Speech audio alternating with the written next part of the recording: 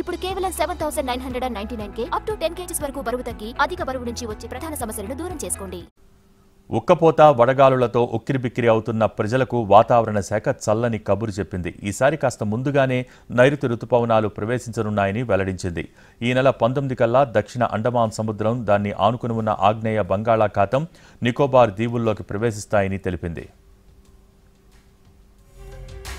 దక్షిణ కర్ణాటక నుంచి వాయువ్య మధ్యప్రదేశ్ వరకు విస్తరించి ఉన్న ద్రోణి ప్రభావంతో రాబోయే 4 రోజుల్లో ఏపీలోని పలు ప్రాంతాల్లో పిడుగులతో కూడిన వర్షాలు కురుస్తాయని వాతావరణ శాఖ తెలిపింది. నేడు వడగాలుల ప్రభావం ఉండదని చెప్పింది.